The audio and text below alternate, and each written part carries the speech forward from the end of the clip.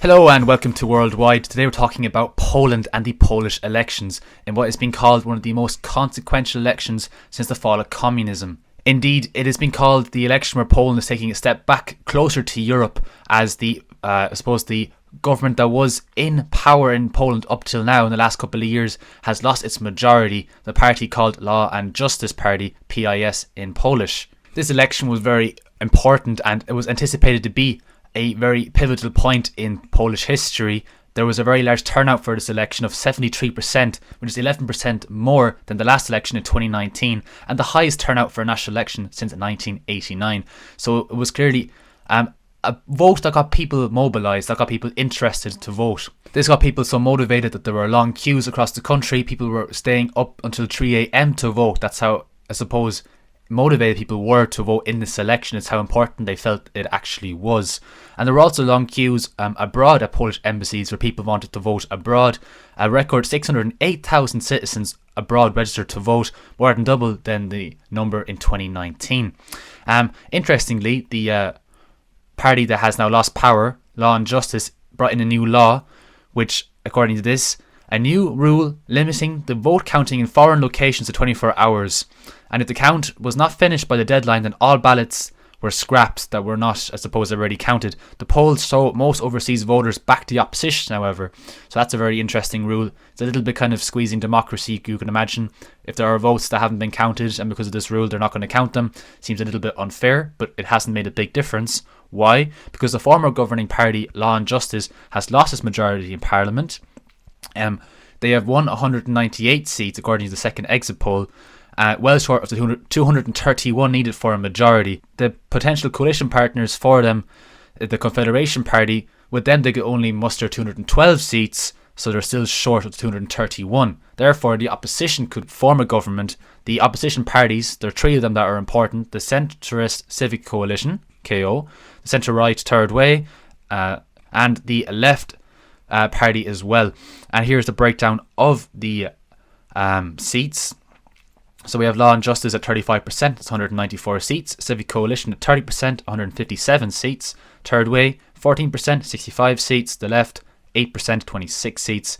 Confederation, 7%, 18 seats. So it is the second to fourth biggest parties which have a chance of forming a coalition. Now, of course, these parties don't have everything in common. They disagree on certain things like the influence of the Catholic Church in Poland, but they probably still agree on a lot more than Law and Justice would with those three other parties. So what happens next? President Duda, who's the president of Poland, he's a former Law and Justice MP, so he's kind of been favourable to Law and Justice, but he has to now take the next step of asking the biggest party to form a coalition. So he's going to probably ask Law and Justice to form a coalition. They won't be able to, and when they're not able to, then Parliament gets a shot at forming a coalition and forming a new government. Now, if that fails, it's still possible that would fail, but I think it's unlikely. I'd imagine it'll be a bit like in Israel, where this kind of crazy coalition came in of a massive, diverse background, and it didn't last very long. I'd imagine that they will get through. There is an appetite for a different government in the country. How long it'll last is a different question, but I do believe on the second round they will form a new government, probably with Tusk, the leader of the Civic Coalition, being the new parliamentary leader. However, in the case that does not happen, Duda can call for another election. He can even ask for another candidate to become the Prime Minister, but probably nobody else will be able to do it if Tusk can't do it. But however, if they can't form a government, then Poland will go into November and December without a government and probably heading towards new elections, but let's assume that's not going to happen. The EU, however, is happy about this. Mostly, I suppose, it's Hungary and Poland who have kind of been not exactly towing the line with EU policies lately, and Poland was a big country. It's a big deal if Poland doesn't go along with the EU, so the EU are really happy about this. So why was there an issue to begin with? Well, Law and Justice Party was kind of taking more and more control of the state media. It was turning it into a little bit of a propaganda machine. Depends on, I suppose, your view on this, but that's what the EU was thinking. The European Commission and multiple international bodies say Law and Justice reforms have undermined judicial independence and media pluralism. So turning the media into a party media machine, basically like propaganda. Now, people will argue in every country that state media is a form of propaganda of the government, but this is, I suppose, very strongly just for one party. That's, I suppose, what they're trying to say here, whereas normally governments change and the state media probably stays a bit more independent than in this particular case. Now, I think it's important for people to understand that every state media has to be a little bit, I suppose, biased, because every...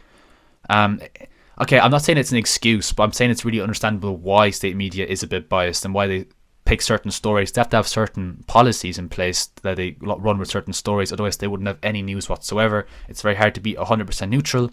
I'm trying to be neutral on this channel, but I probably also have a Western bias. It's just really hard to be perfectly neutral all the time. But again, obviously certain state bodies are going to be a bit more lenient than others. Change could be hard, so it could be hard for big changes to happen, partly because President Duda is still a law and justice kind of guy, and Poland's top court is not controlled by judges who are sympathetic to law and justice policies. Both have a power to veto the opposition government, and they'll be able to stop certain bits of legislation going through, because an opposition coalition, if it is formed, would not have the 3/5 majority required to overturn a presidential veto. However, the fact that this kind of a coalition could get through is bucking the trend in Europe. At the moment, there's a strong trend of Euroscepticism in countries like Germany, Austria and France. You'll think of Le Pen in France, Austria's FPÖ party, the Freedom Party, and I think what's it called, Alternative für Deutschland in Germany. So there is a bit of that kind of Brexit vibe going through a lot of countries in the EU. And Poland was also kind of going that direction. Hungary's got a bit of that going on as well. And now Slovakia's got a populist government that's been elected. So this is really bucking the trend. It's taking a different direction for a European country, going back towards the EU a bit. Maybe because of the war in Ukraine. Who knows? Maybe they feel they want to be stronger with the EU and need to be stronger with their allies in NATO. So maybe that's the reason that the country's pushed towards this. Hard to know if without the war in Ukraine, would the election have turned out differently? Difficult thing to answer, but certainly worth keeping in mind. So yeah, that's just a breakdown of the elections in Poland at the moment.